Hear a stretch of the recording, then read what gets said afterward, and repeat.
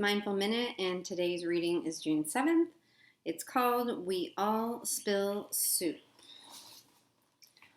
Wanting to reform the world without discovering one's true self is like trying to cover the world with leather to avoid the pain of walking on stones and thorns. It is much simpler to wear shoes.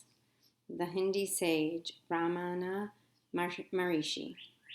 Everyone personalizes and projects. Personalizing is mistaking what happens in the world as always having to do with you. An extreme example would be when a child doesn't do her homework and learns the next day that a plane went down in Dallas. She somehow believes that she was responsible. A more common adult version of this, and less extreme, is when your partner comes home sullen and moody and you immediately believe it's your fault. Projecting is the reverse. It occurs when we place the things that happen in us onto the world around us. Often unknowingly, we attribute our fears and frustrations to others. Rather than accept my own anger, I see you as angry. A generational example would be that if I'm afraid of dogs, I protect my children from dogs, and without asking how they feel, I keep them away from dogs too.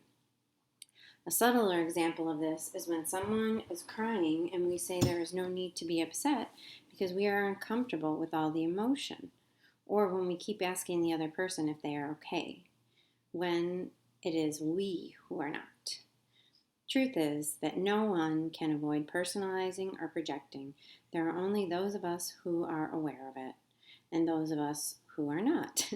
Only those of us who own it when it happens, and those of us who don't. But this difference is crucial.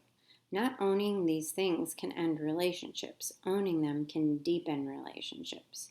Humans have spilled soup for eternity, and generations have made excuses saying, it was the earth. The earth shifted. And generations have secretly thought he meant to do it. If you want to save the world, then when you spill the soup, simply say, I'm sorry I spilled the soup. And the activities are center yourself and bring to mind a recent incident in which you have been the spiller of soup. Breathe clearly and see with accuracy what you did and how it affected others. Breathe gently and own with kindness your humanness. If need be, make amends. And this reminds me of one of the steps that we work in recovery every day, and it's a 10th step, and it's immediately checking yourself. What happened? Why did it happen? What was my part? What can I do to fix it, if anything? And it's such a simple, magical thing. And my nickname is Spillios. I spill a lot, and literally spill a lot, and it's something I'm working on, not being as spilly. But the fun thing is when you do it a lot, you realize it's no big deal. You can clean it up. It's not the end of the world. The whole old adage about don't cry over spilled milk, it is really true. And anything can be cleaned. Anything can be cleaned, and especially our insides. And that's what I've learned as I've walked through this recovery program. And that's what I love about this particular story, this particular analogy that he has with the soup.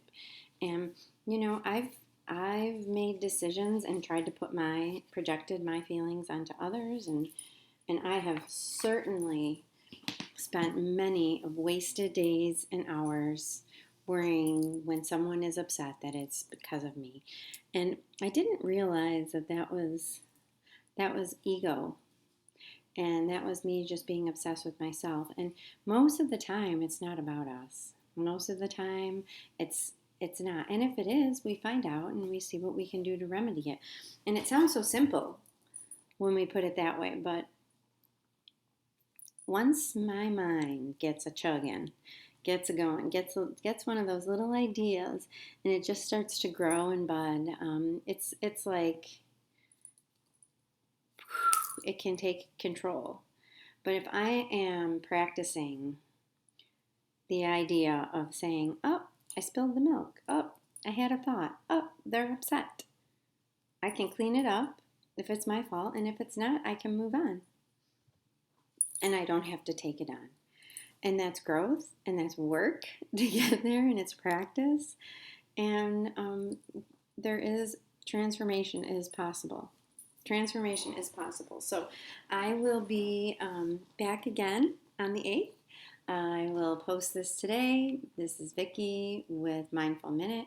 You can check me out if you're interested in coaching, if you're interested in getting through some of these habits and patterns and really taking a look at it. Now is a great time to do that, since we've all been kind of right-sized by